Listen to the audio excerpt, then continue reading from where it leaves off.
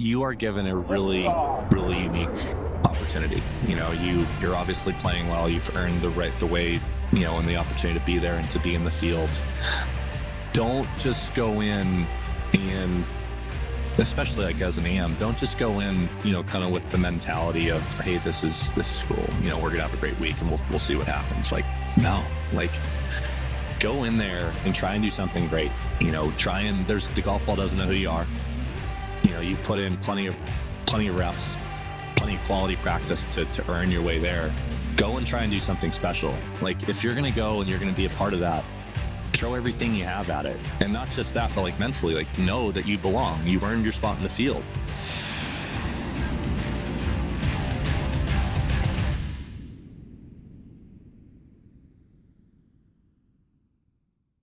Anyone who plays golf has a secret dream to play at what many consider to be the most storied and special golf course on the planet, Augusta National Golf Course.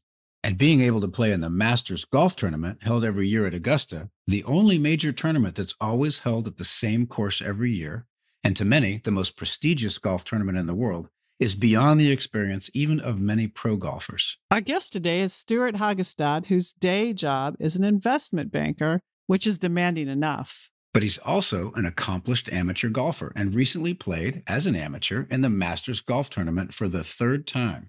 One must stay hydrated out on a golf course, and with that in mind, many thanks to our sponsor for this episode, Culligan. Culligan's drinking water systems deliver the superior filtration and refreshing hydration you need to fuel your high-performance lifestyle. Culligan, it's water you love. We caught up with Stewart at his home in Florida. Well, Stewart, welcome to the Adrenaline Zone. We've always wanted to talk to somebody who played in the Masters Golf Tournament, and here we are. Fell right into our laps. So good to see you in person and have the chance to talk to you. Sandy, Sandra, this is a thrill. Thank you for having me. When you shot me an email, I was blown away, and what an honor. So thank you for having me. I'm looking forward to the conversation. As I mentioned before we started recording, I know little about golf, but usually we like to start very basic with how you got started playing golf at such an early age, how you went from that into the University of Southern California, where I think you mentioned you were on the golf team. Just a little bit how golf attracted you and where you started. Sure. I was very lucky. I grew up in Orange County. I grew up on a golf course. My dad was working when I was young, and it was always kind of something that we had the chance to do. A great father-son activity for the two of us. Also just kind of having, a little community when you're young, when your world is super small. It was something that you love to do, but, mom was a big believer in kind of being a generalist, so to speak, and playing different sports. And I really always just kind of gravitated towards golf. There's this fun little quick story my mom likes to tell about when I was 5 or 6 years old. I guess on my birthday, a bunch of kids were kind of at the house and she couldn't find me. And as the oldest, she was, kind of freaking out a little bit. And I guess she stumbled into the living room and my father was watching the Masters and I was sitting on his lap rather than, being with all my friends at the time. So, I've always just kind of gravitated towards it. And then I was fortunate enough to play at USC for Coach Chris Zambri and had a wonderful experience. I was in the business school. Growing up on the West Coast, my mother went to Stanford, my dad went to USC.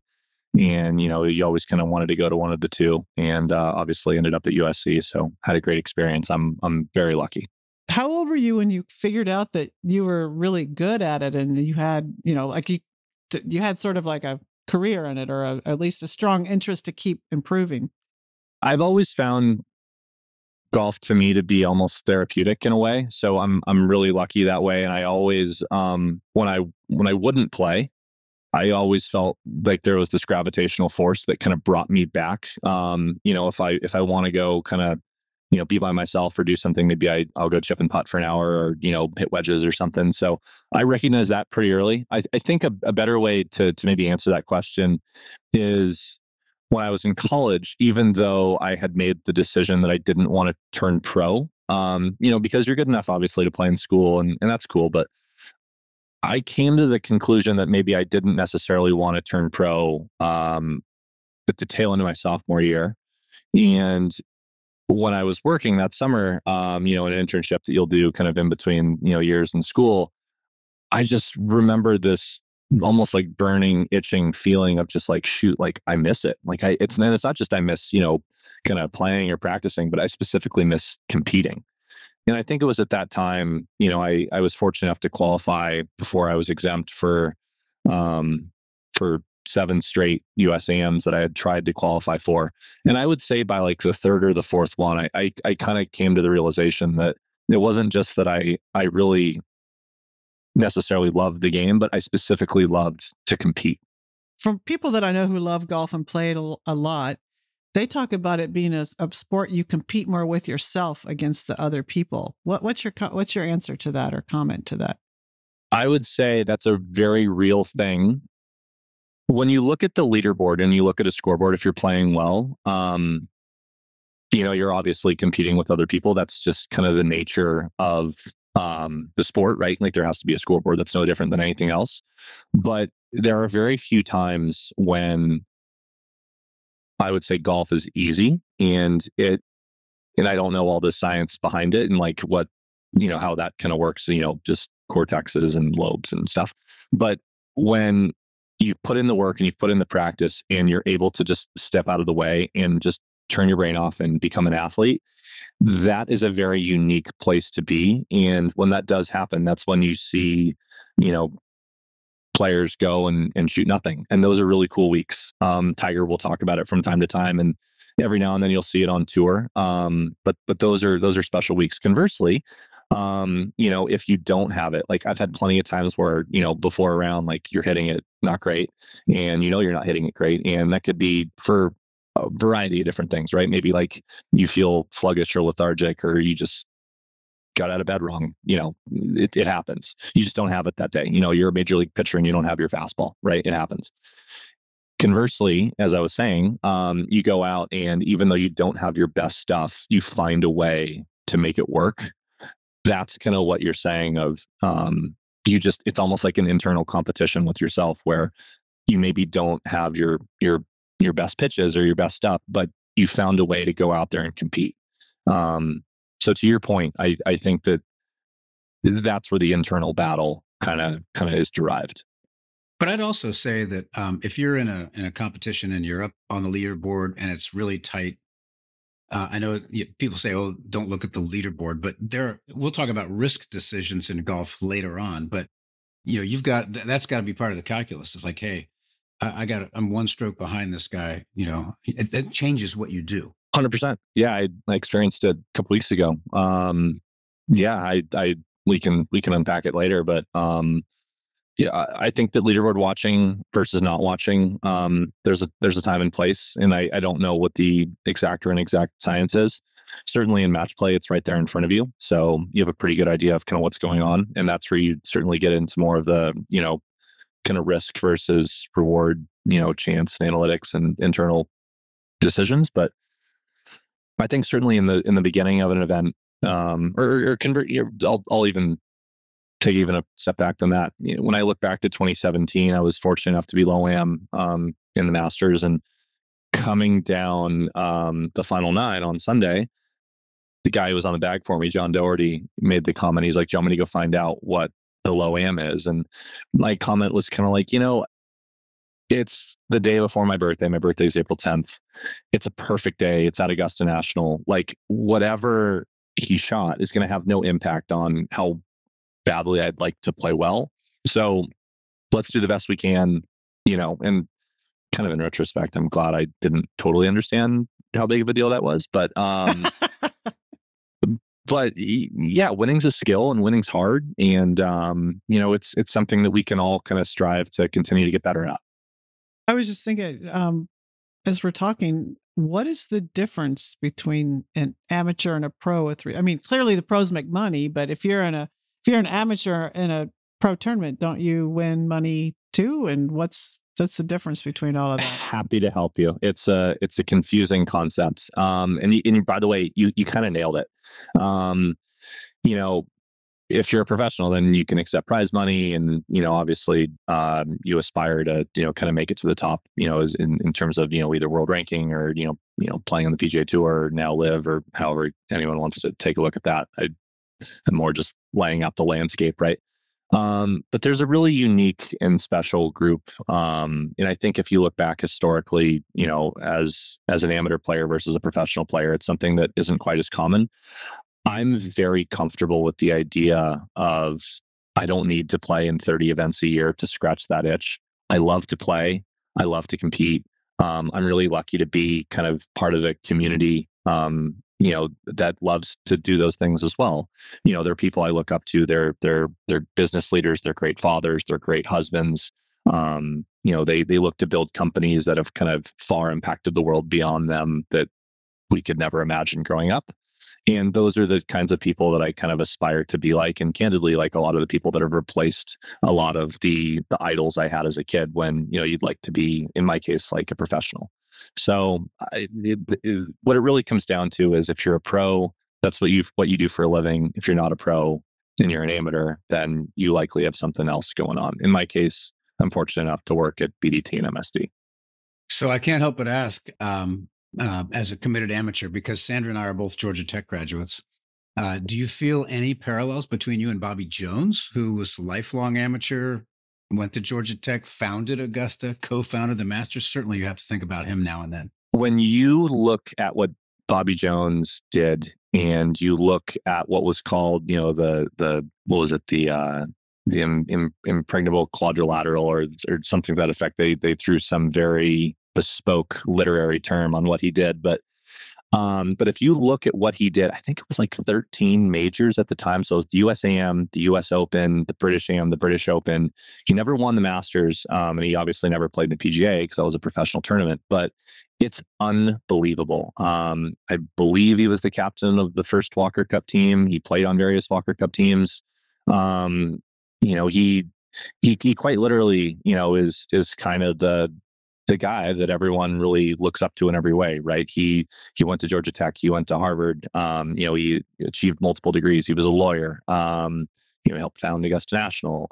He affected the world in so many ways that is so far beyond literally anyone's wildest dreams, especially like in our own little world of, that world of golf. So to even be asked the question is kind of wild to me and something I can't even begin to contextualize just because I don't feel worthy of being in that conversation. But no, I obviously never had the chance to meet him. He passed away before I was born, but it's special to even think that the question was asked.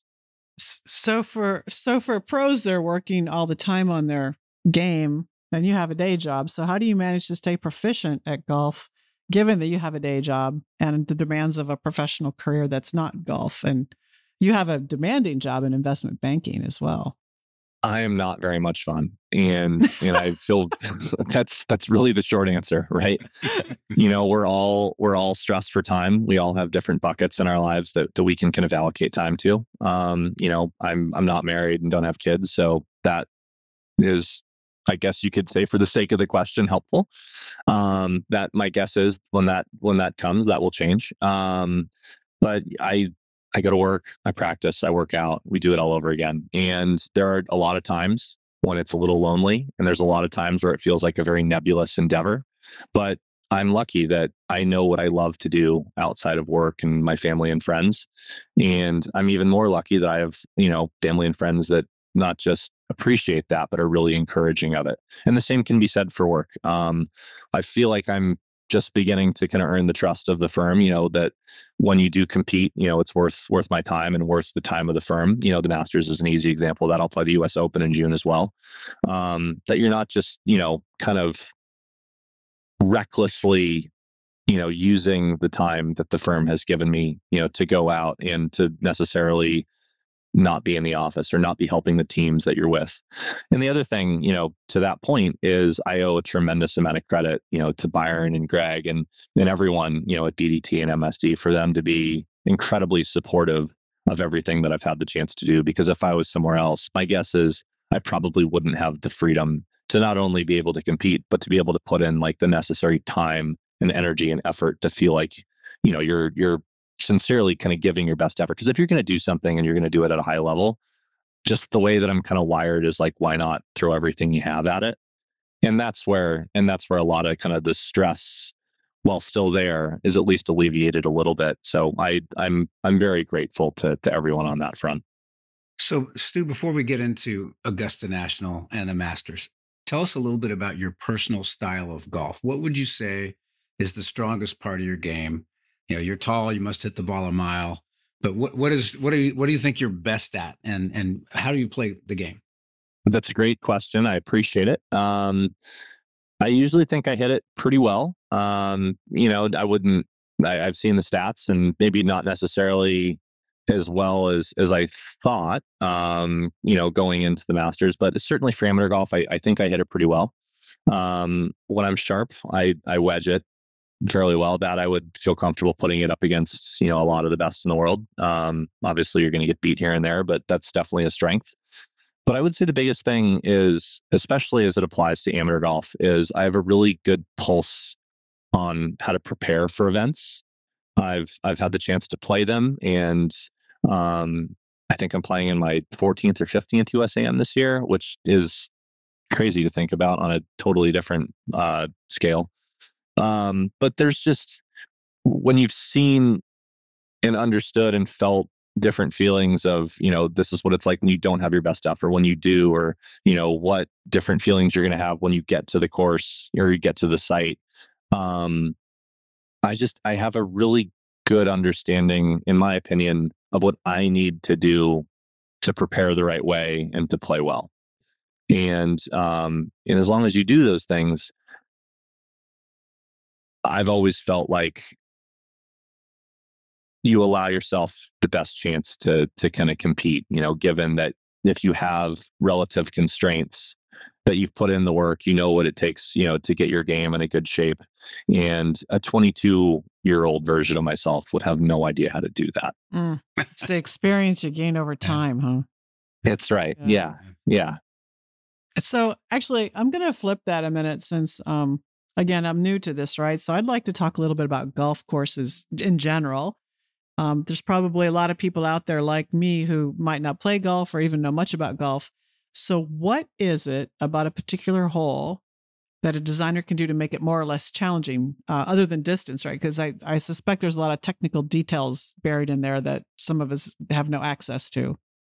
Well, there's a few different ways to answer that. My mother's an art history major, and I've always tried to kind of compare golf courses in a way to art history, except obviously, it's living and it's a park, and, there's different conditions that are there. And if you go back through the years to the golden age of golf course architecture, kind of in the late 20s and even early 30s, if you want to expand it out that far, you had a lot of different, architects that kind of had their own unique kind of twist on different holes.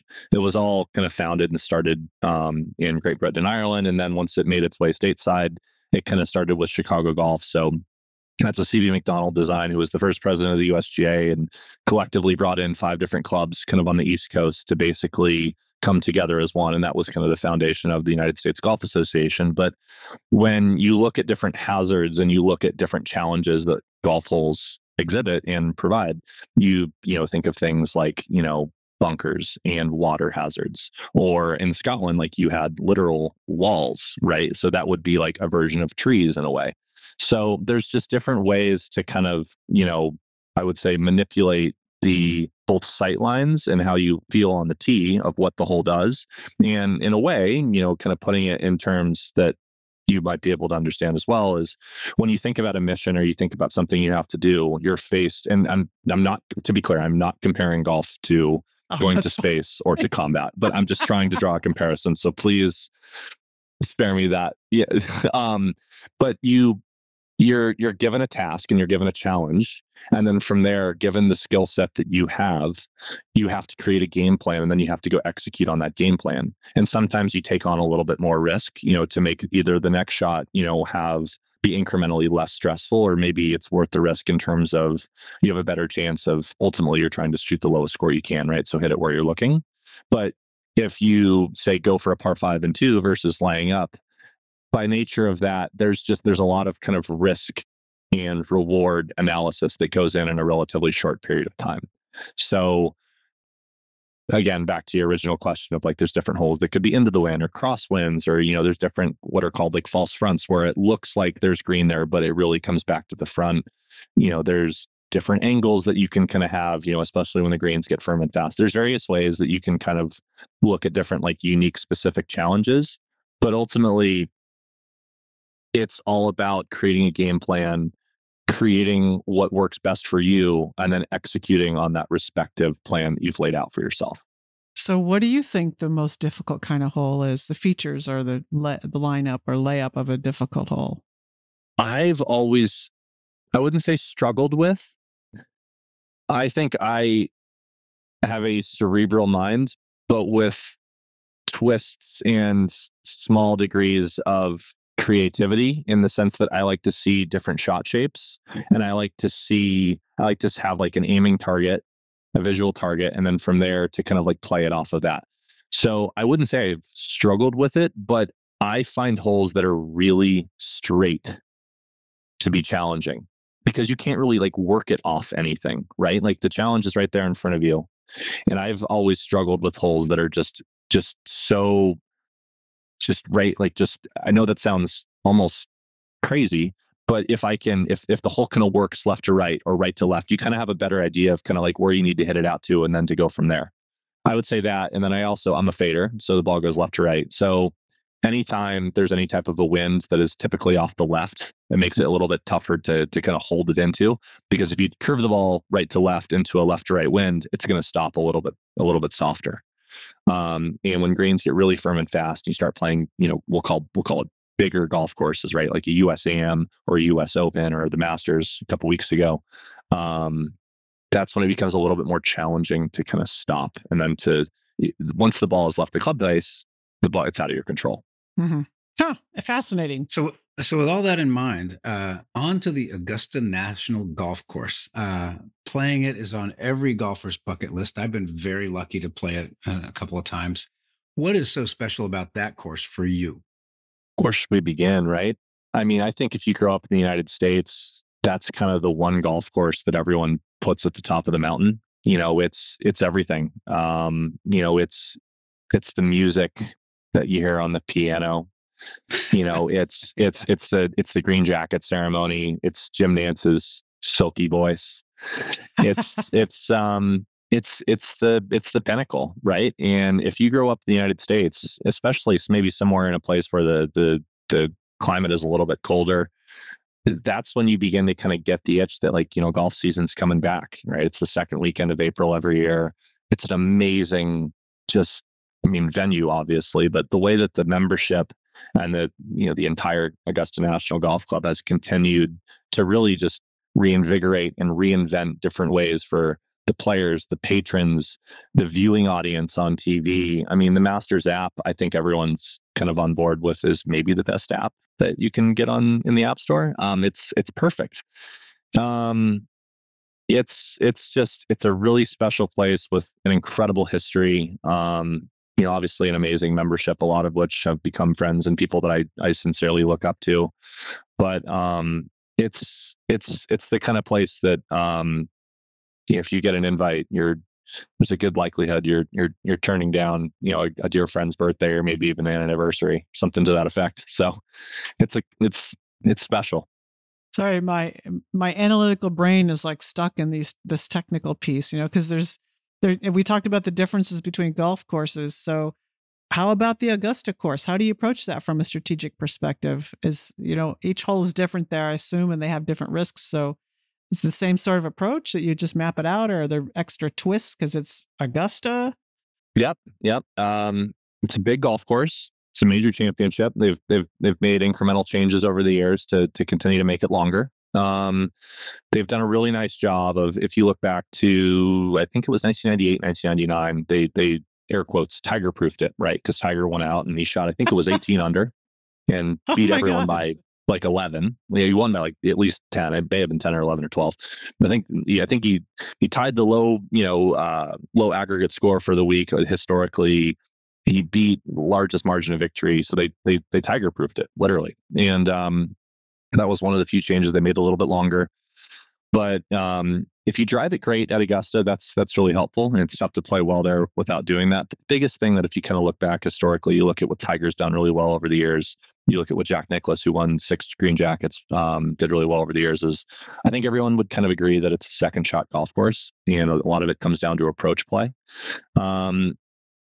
Not necessarily that you, and even Phil. I mean, Phil won 3 green jackets, and Phil's known for being a little bit more kind of theatrical and creative and taking on more risk than maybe he needed to. But if you look at what he did, he would always miss in the right place. And that's what you can do at Augusta, where if you take on risk, that's fine. But if you miss in the right place, you can kind of escape, a fate that a lot of others, have kind of fallen into. So it's a very, I would say it's, for being such an artistic, beautiful, aesthetically pleasing place, there is a lot of kind of cerebral decisions that are made there. And then obviously, as I said, it's a major championship. You got to go out and you got to execute, which is a lot of times easier said than done. But those are some of the things that come to mind. Water is the ultimate health drink. With Culligan's filtration systems, you'll get the superior quality and pure tasting, ultra refreshing hydration you can count on to power your performance. Culligan's smart reverse osmosis systems take it to the next level, helping you set hydration goals, track how much you're drinking, and even see what contaminants are reduced in your water. That means you're always getting the exceptional water you need to feel truly good inside and out, ready to face the day and whatever challenges it brings. Culligan, water you love. So, Stu, this is a podcast about risk. We've alluded to that a couple of times already. I can't think of any other sport that requires as many different and continuous risk calculations as professional golf or even high amateur golf. Tell us about the various risk calculations you have to make while you're playing at this level. They're all over the place, right? It depends on where you stand on the leaderboard. But, do I go for the green in 2? You mentioned that a moment ago. But how about some of those other decisions? The going the green for 2 is a very obvious answer, but there's a lot of internal battles, I would say, that really, once you kind of get into the deeper, decisions and just kind of battles that you face, just as certainly in this case internally, right? Like, let's just start with the fact that you're playing in the tournament and that whole week is leading up to it, and you just hitting the first tee shot, something you've dreamed about for the day you picked up a golf club, right? Like, there's just, I remember the first time I played in the tournament, and I kind of had a panic attack the night before. I mean, I had to go, I'm sure that you can both relate. Like, you're sitting there being just like, what if I forget how to play golf tomorrow? Like, this is, I mean, let's have that conversation. Yeah. Right. So, yeah. It's every decision that you make in your life, as soon as you get the call that you're in the tournament. I mean,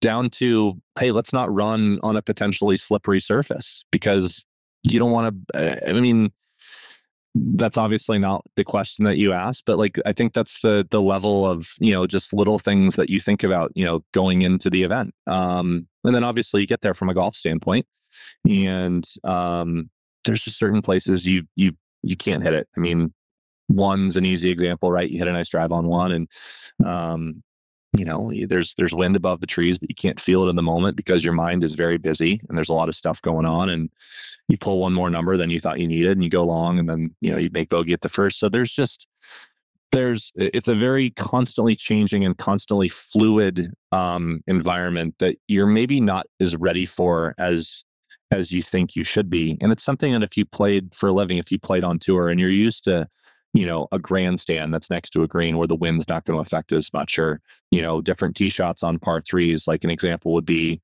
at Amen Corner on 11, 12, and 13, where when you've played it in practice, there's no grandstands around, there's no people, you're not really thinking about any of that. It's a relatively, I don't want to say thoughtless, but a relatively benign kind of 155-yard shot.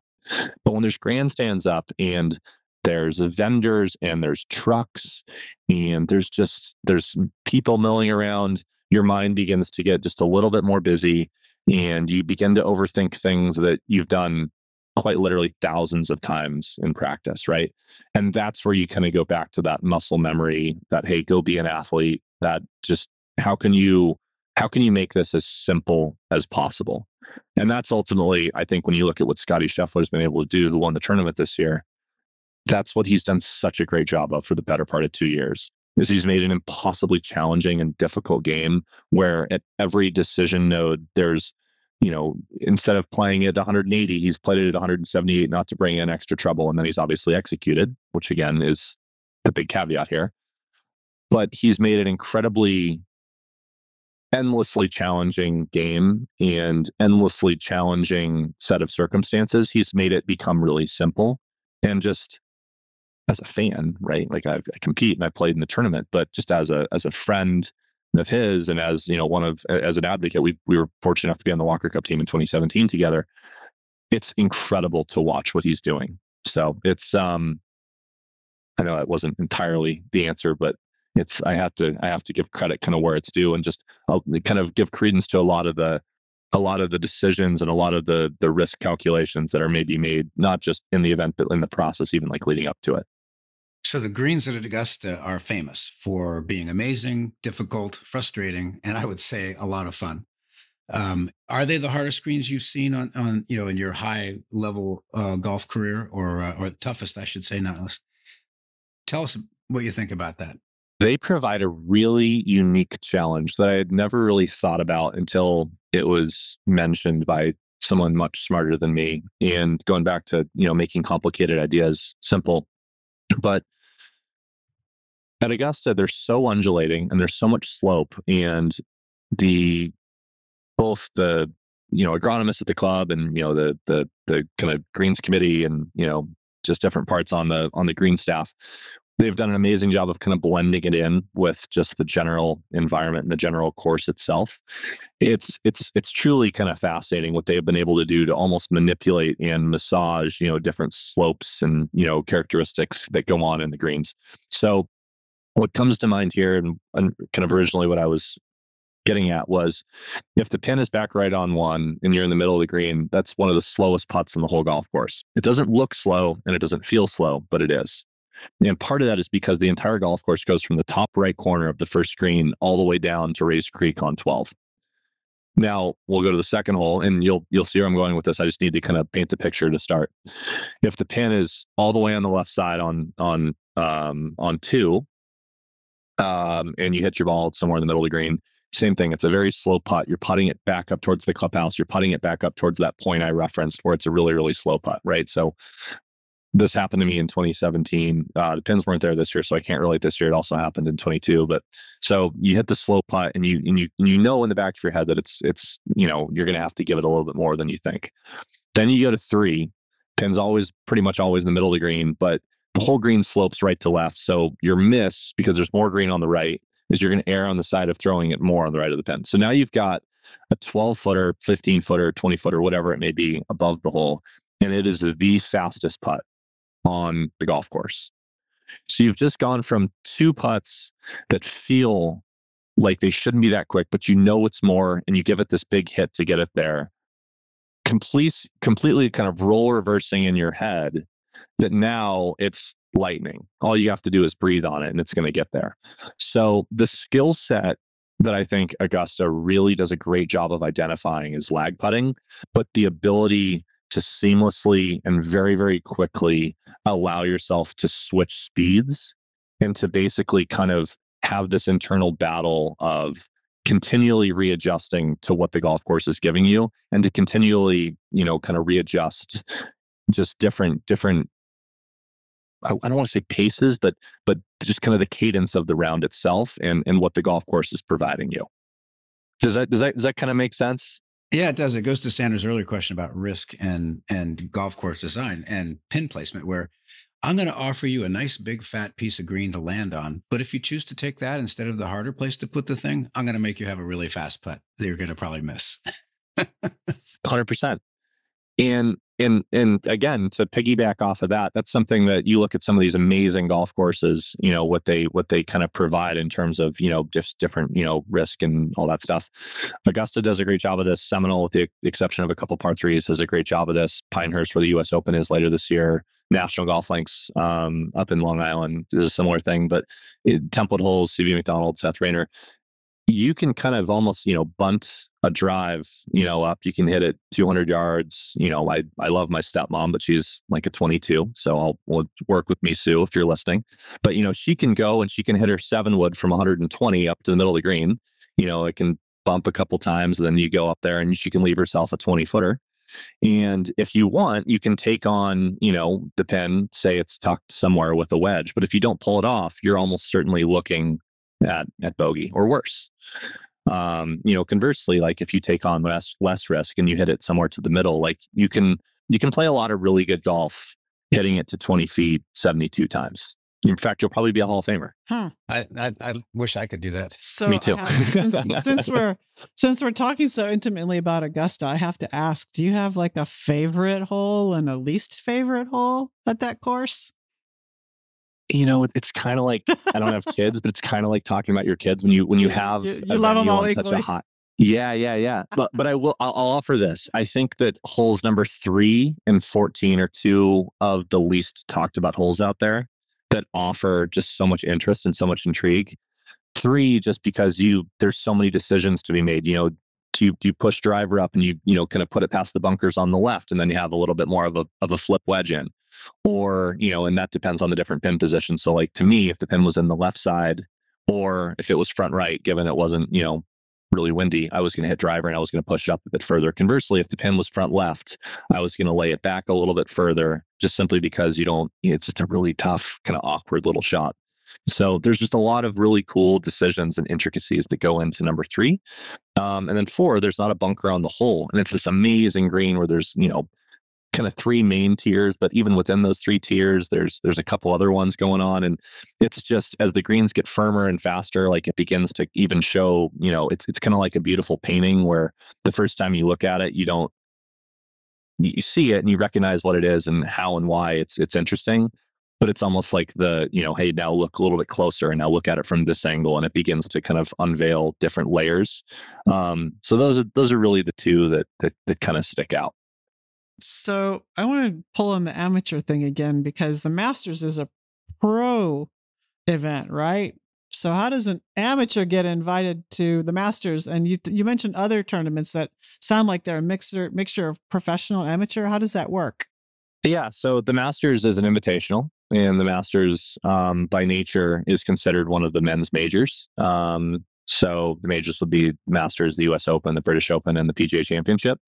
The PGA Championship is really the only one that no amateurs can play in, because that's the Professional Golfers of America, or Professional Golf Association, PGA of America. That's kind of their championship. But the Masters, if you go back in time and kind of look at what Mr. Clifford Roberts and Mr. Bobby Jones put together, is they really wanted to have amateurs kind of be a pretty integral part of the tournament. So if you go back, there was a lot more AMs that used to play. In fact, every member of the Walker Cup team, I think until about 81 or 83, would get an invitation to the Masters if you were on an American Walker Cup team. But now, today, I believe there's 7 exemptions. So it's win the U.S. Mid-Am, which is what I did, which is the U.S. Am for players over the age of 25. Be a finalist of the U.S. Amateur, right? So finalist, so the winner and the runner-up both get in. The winner of the British Am, so that's 4. The winner of the Asian Pacific Amateur, the winner of the Latin American Amateur, and the NCAA champion will all get in. So there's 7 amateur spots. Now, I don't have the Latin American countries. I don't have a passport for that. And same for the Asia Pacific Amateur, obviously out of college. So the tournaments that I could kind of gain entry to are the US Am, the US Mid-Am, and the British Am. So you've been in the tournament 3 times, which is really cool for an amateur. And in fact, as you mentioned, you were the low scoring amateur your first time, which had to be a really great experience, especially since it was your first time. Did your third time feel any different? What have you learned over those 3 events that maybe gave you more confidence each round? Well, I think it's a little bit of both. When in 2017, I didn't know what I didn't know, and I didn't totally understand kind of just the repercussions of kind of what came with that, both good and bad. It was just this incredible opportunity to kind of test my game against the world's best. And I maintain that, any time you have the chance to play in the Masters of the US Open, for those that qualify for the British Open, the same thing. But this feeling and understanding what that carrot is like at the end of the tunnel is pretty infectious.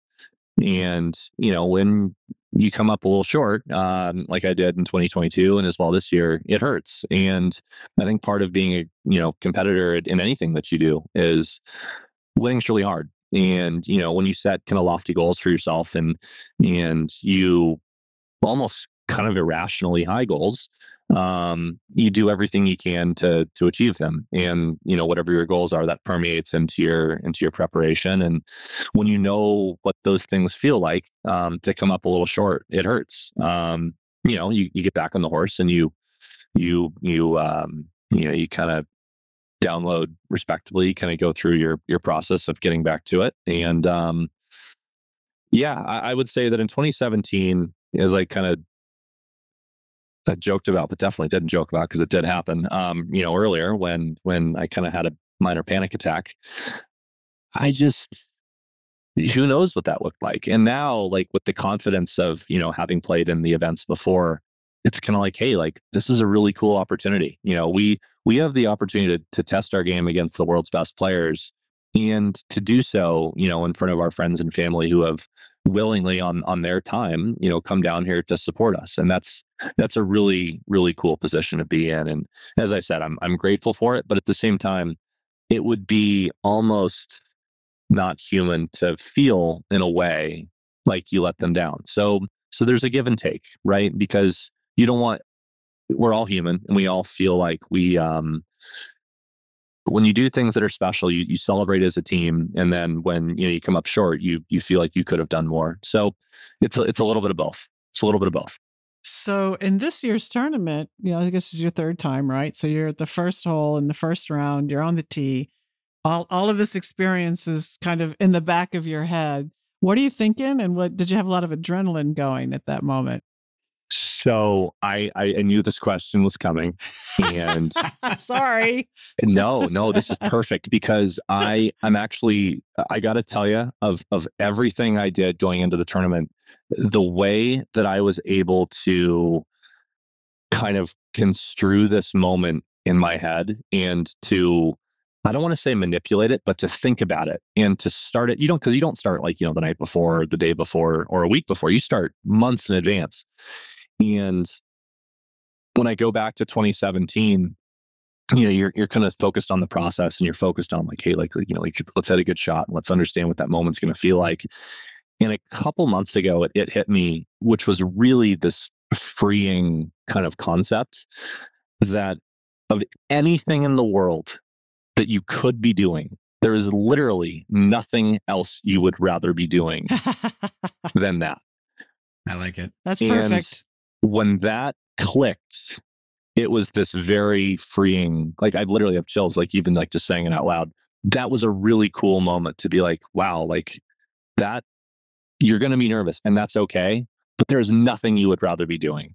That's actually that's a wonderful statement.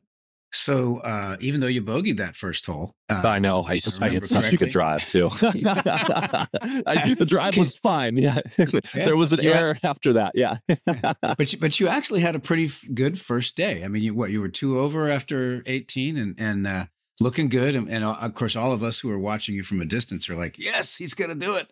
How did you feel the rest of that day? And what were you thinking overnight as you were getting ready for the next day of the tournament? I felt okay. I really, that's another kind of going back to, how would that have been, at your age versus when you were 22.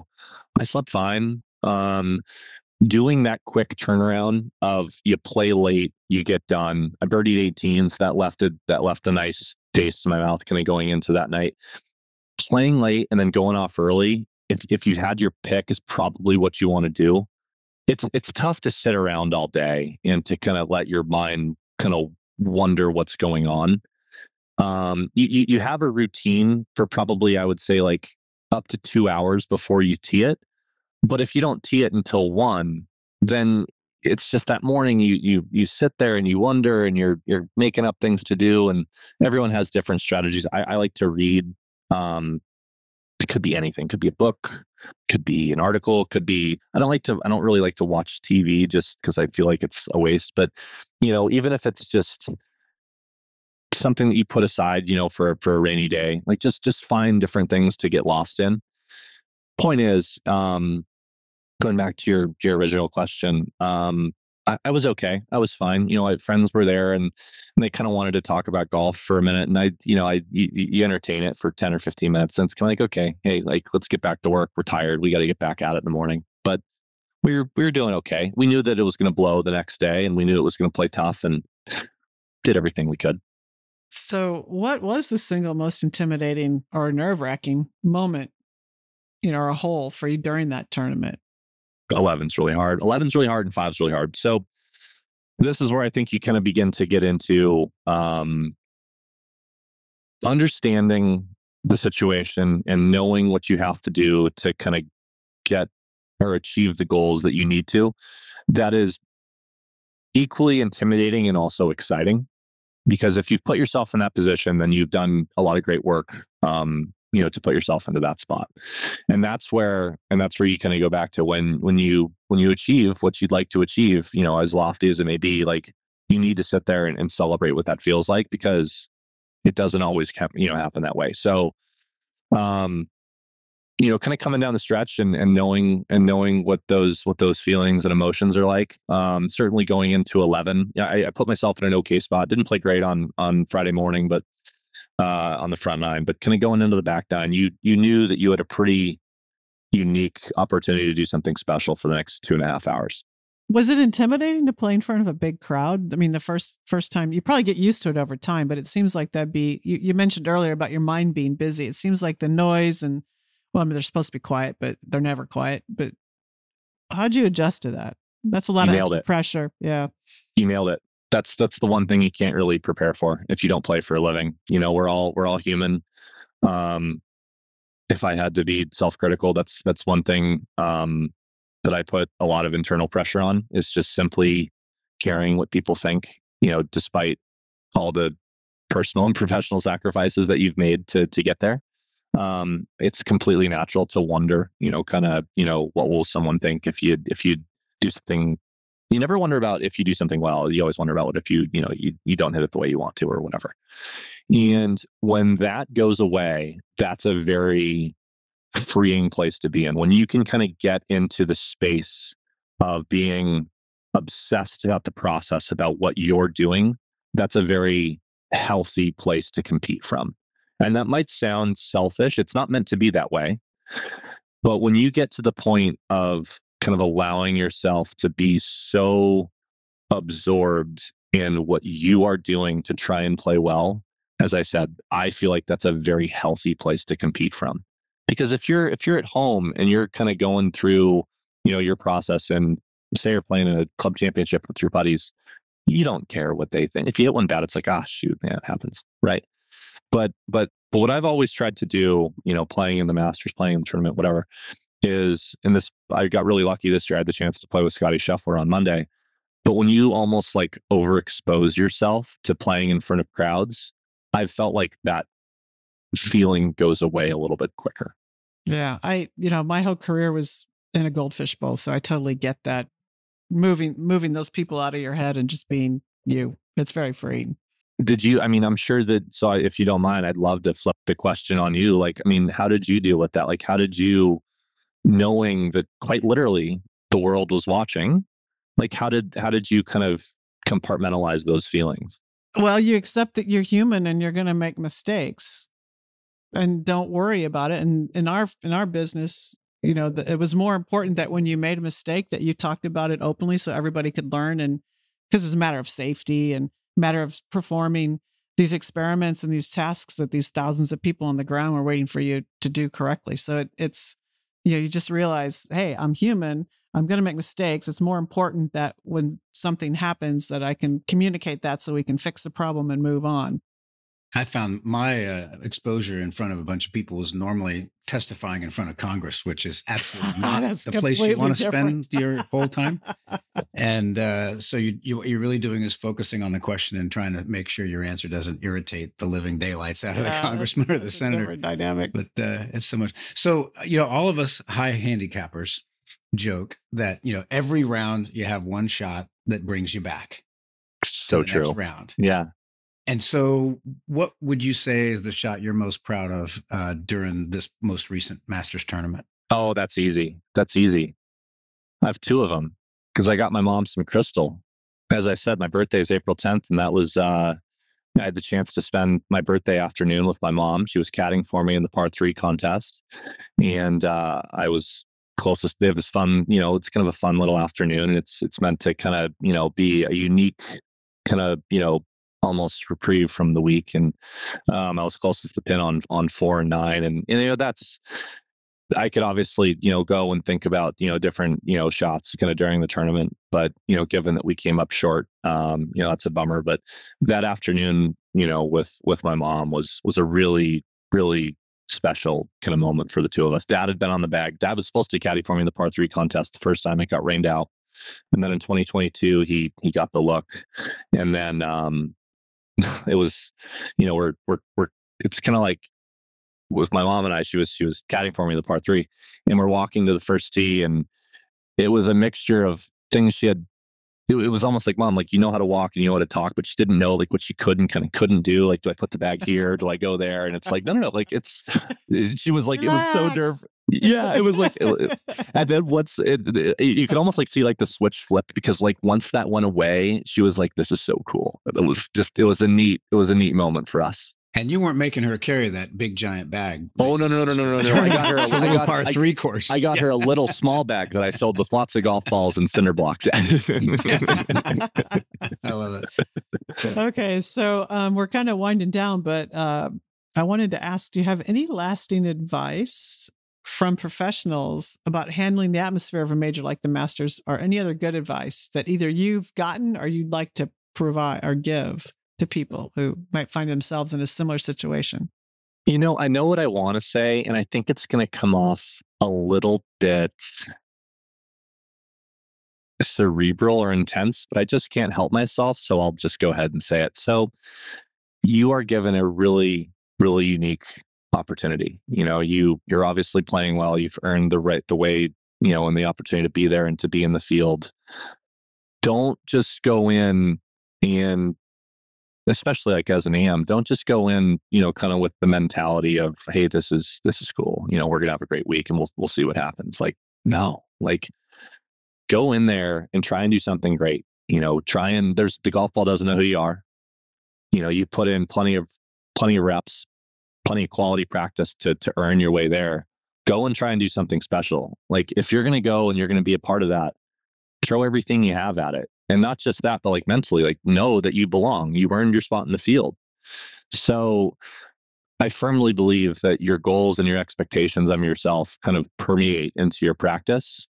And as humans, again, going back to your original question of, what's that mental game like, and what's that kind of that guardrail system, what's that look like? You almost allow yourself to kind of put brakes on yourself. And what Sam Bennett did last year is an easy example in the tournament. I think he was leading after 36 holes, or, maybe even, he was within a couple shots of the lead after 54. But